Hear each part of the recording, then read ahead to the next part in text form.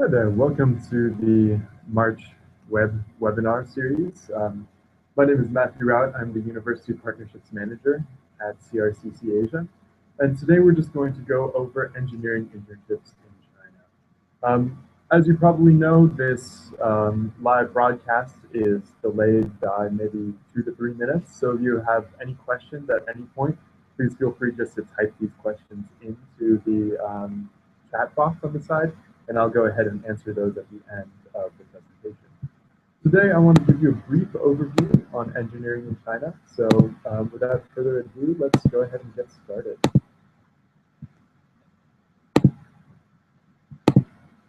Great. So today, I'm just going to give a brief overview of engineering in China with an introduction to just the engineering field in China, as well as some history of the engineering field in China, as well as our internship programs for engineering majors. And then, of course, we're going to go later into the future webinars, and then I'm going to open it up for Q&A at the end. So if you have any questions, again, feel free to just to type them into that chat box right there, and they will come up on the side of my screen, so I can go ahead and answer those questions whenever you guys are ready. So just engineering in China is one of the key leading industries in China right now.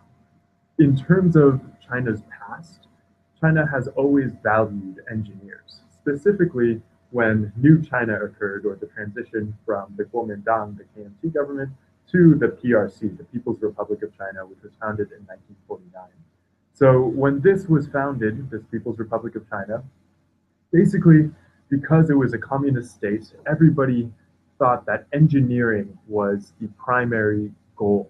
The primary goal was to get an engineering degree because you didn't want to be an academic in a communist state. You didn't want to be anything but really an engineer, someone who was able to build the infrastructure in the country.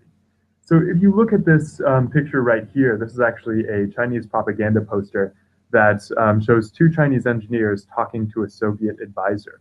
So this is one of the images that was, being transferred all throughout China just to get more people interested in engineering as a field. Now, when we talk about the rise of industrial China that we know today, we can't forget to mention that China was founded by what we call red engineers. These engineers all came from certain universities in China, specifically Tsinghua University, which is the university that Xi Jinping, a lot of other Chinese leaders, prominent Chinese leaders, also went to this university. But when we talk about this university, this is mainly an engineering school. So this means that all Chinese leaders do have this background in either science or technology or engineering or math. And that really drove China's industrial growth. It wasn't until the late 1980s, however, that Deng Xiaoping, one of the premiers of China, the premier leader of China, opened up China to the West. And this is when the industrial boom really happened. Under Mao, they did have a few boom and busts in terms of industrial engineering. There was something called the Great Leap Forward, which largely was a misguided attempt to bring China into the entire Western world and entire Western market by trying to make them competitive. However, this really didn't work until Deng Xiaoping started going to different Asian nations, for example, Singapore, and talking to different people and asking them, how do we make China an extremely industrial nation? And once that happened, he started opening up China to foreign investment, to foreign trade, and once that happened, then the industrial growth really took place. That means China right now is the #1 manufacturing center in the world, and also drives a lot of new growth in terms of the economy. Now, when we mention this, we have to talk about trends of STEM. A lot of people throw around these words like STEM, but they don't really understand the importance of this word. So in the US, we say that our STEM scores, which is science, technology, engineering, and math, need to be increased. But when we talk about this, China in general already has a very strong STEM score. So science, when we talk about science in China, we're talking about right now, China just sent a moon lander to do research on the moon. Science right now in China is basically the number one field. All of the kids in elementary school to middle school to high school have to study science, as well as technology, engineering, and math. So whenever you hear about the Gaokao or the college entrance exam, most Chinese students already have a very good understanding of basic calculus, as well a very good understanding of just general algebra, which pretty much the US is lagging behind in terms of just coming out of high school. So the Gaokao, which is the college entrance exam, basically encompasses all of these things: science, technology, engineering, and math, which help China to be the leader in terms of industrial growth today. When we talk about technology in China, people keep throwing around figures and facts about the recent technological boom that is happening. When we call Shenzhen the Silicon Valley of China, that is not an overstatement. There has been more research and there's more development and more trends in Shenzhen than we see right now in Silicon Valley, just because all Silicon Valley startups, they actually want to go first to Shenzhen just because it's a logistics center right next to Hong Kong, as well as just being a manufacturing center. You can source all the parts you need for whatever you want to build in terms of hardware right in Shenzhen. And a startup is very easy to start in Shenzhen. When we talk about engineering, China right now is the industrial center of the world. That means everything from mechanical engineering to civil engineering, everything interesting right now is taking place in China. So we'll talk about that more in just a bit when we go further into CRCC's Asia's programs and the example sectors. Now, in terms of Chinese engineering feats, just in general, China right now is leading the world in a lot of different ways. In terms of software, we can speak of WeChat as well as Alibaba. WeChat is a Chinese, basically, smartphone app that has connected millions and millions of people. And WeChat, I think, is one of the most popular, and it is still extremely rapidly growing in the United States as a data messaging app. So this is a lot like WhatsApp. This is a lot like just Facebook Messenger, except WeChat really encompasses it all. So it includes functions like Snapchat. It includes functions that you can't really find in other data messaging apps in the US. We also have to mention Alibaba and Tencent. Alibaba was, of course, Jack Ma's company. Jack Ma was an English teacher in Beijing before he started this company. By first researching Silicon Valley way back in the early and late 90s, and saying the internet is going to be the next big thing. And he invested a lot of his time and energy into building this company that was just valued at a huge amount of money for their first IPO on Wall Street. Tencent is another thing worth mentioning. Tencent actually does a lot of data as well. And something that's not on here, we can also mention Baidu, which is basically the Google of China, as well as GridSum, which does CRM software as well as data technology. So all of these are software engineering that really blends into the field of hardware engineering when you talk about how companies like Xiaomi, which is the smartphone company, just are starting to use this amalgamation of software and hardware to really put out some high quality smartphones for extremely cheap.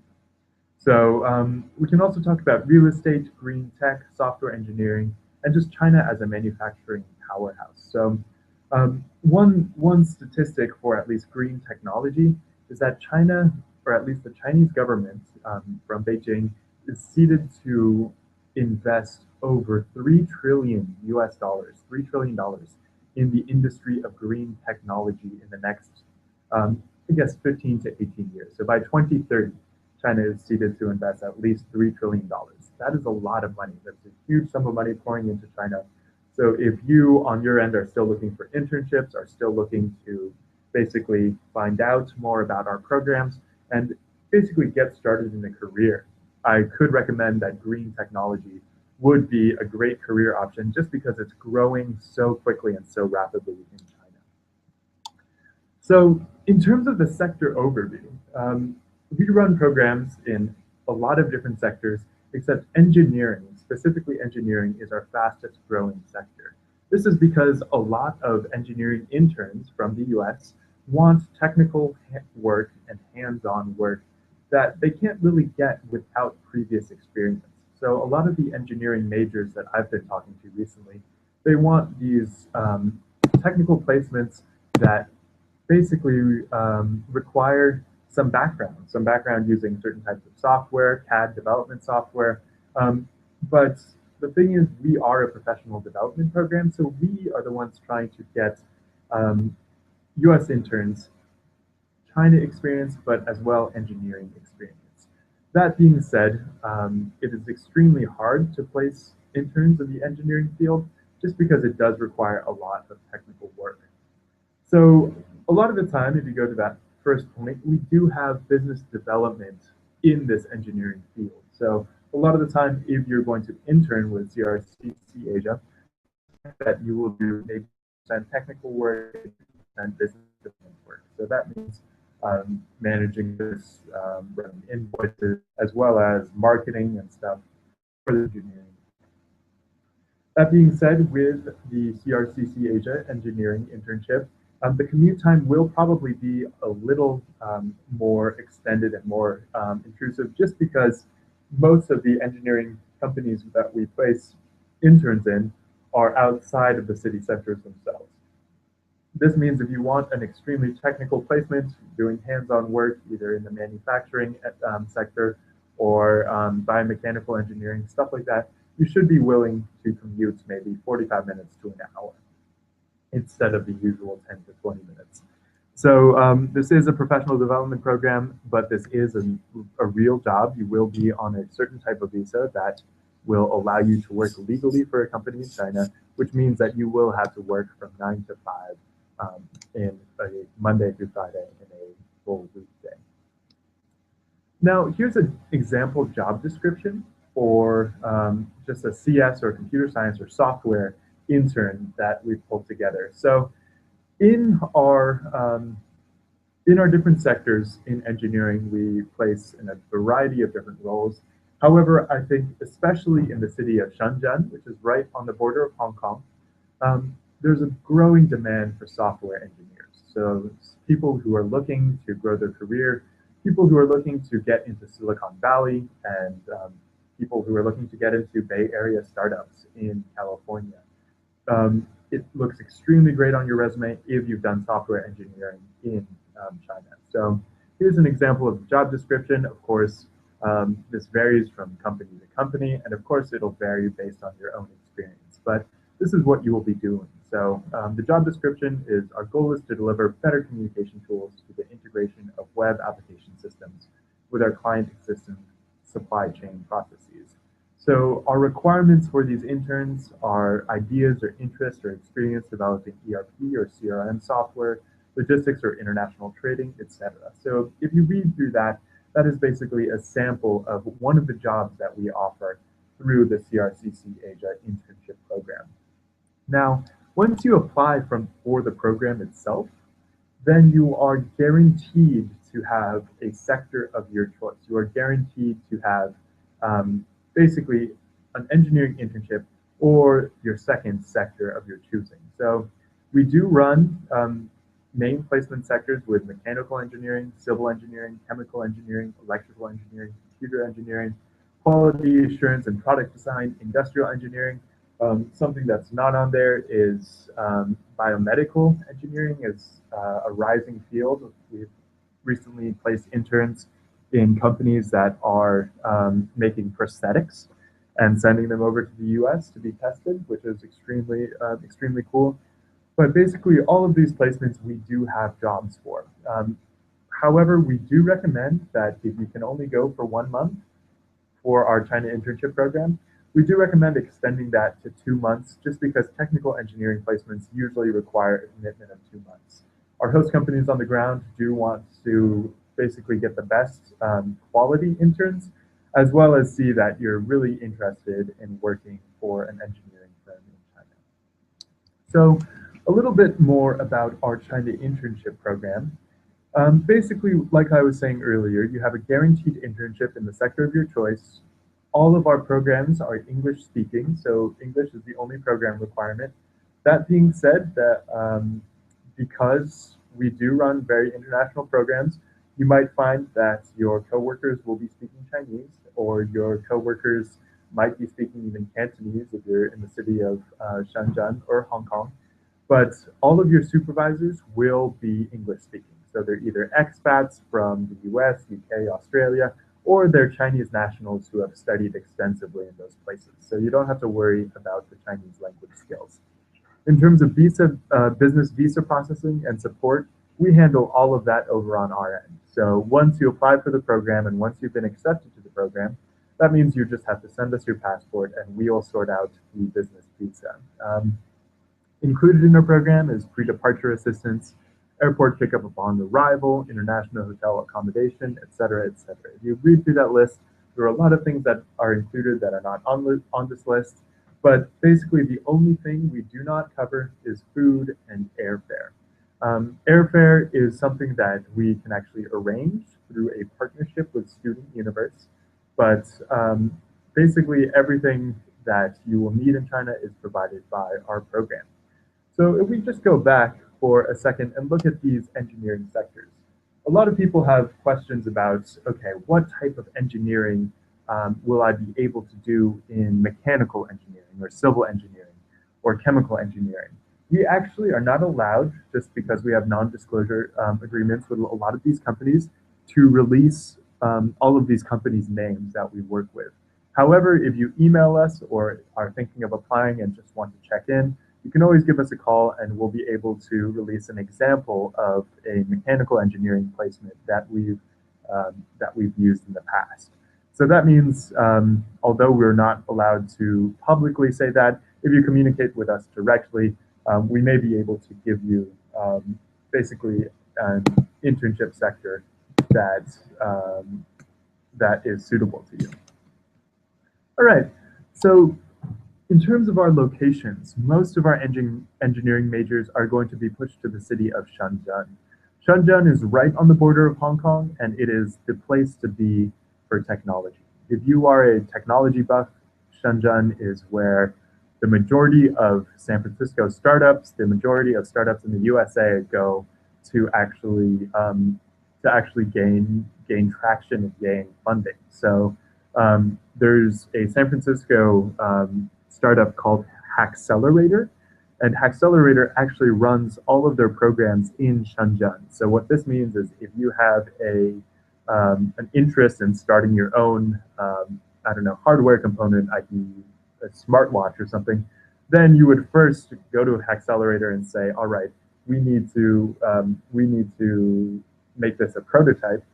They will basically send you directly to the city of Shenzhen just because it's so easy in that city to navigate the fields, to navigate just the business industry there, just because it is all centered around technology. We do have a few civil engineering placements in Beijing and Shanghai.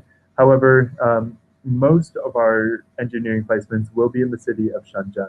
Shenzhen is a beautiful city. It was actually a small fishing village all the way up until the late 1980s.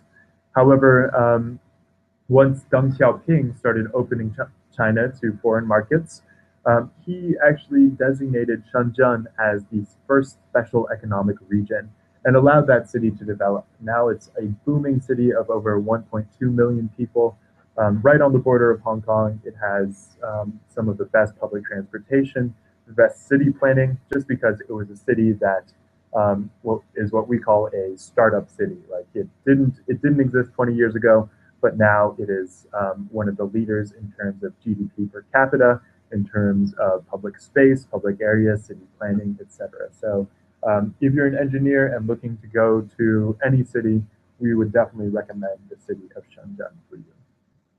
Now, in terms of the webinars, we will have a few more webinars coming up. So today is the Engineering Internships in China webinar.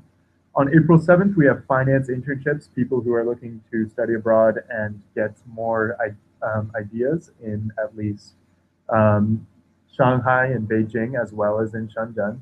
On May 5th, we have marketing internships, which is one of our strongest sectors.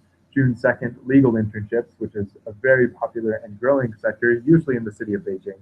On August 4th, we're going to go over China's history and culture, just give a general overview of China's long and lengthy history. And then on October 6th, we're going to host a webinar on just traveling in and around in China. So that basically concludes the webinar or the presentation I have for today. But I just want to see if anybody who is viewing right now has any questions on the program in general, engineering in China, or just wanting to learn more about getting engineering background while being in an amazing place in China. So, if you have questions, feel free to type them in.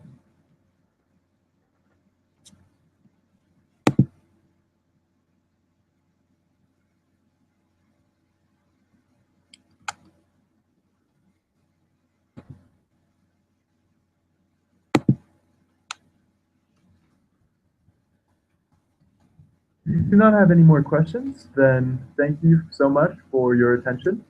And again, just to apply to our program, it only takes 15 minutes online. All you'd have to do is go to crccasia.com/apply. And all you'd have to do is submit an application to our San Francisco office by using that link and listing engineering as your first sector of choice. After that, we will reach out to you with a telephone interview. And then after that telephone interview, we will be able to place you in a host company in China. So again, applying is extremely easy, and you should expect to be either accepted into the program or hear back from us within 1 to 2 or 2 to 3 business days. So thank you guys for your time, and we look forward to helping you get some engineering background in China. Take care and enjoy your day.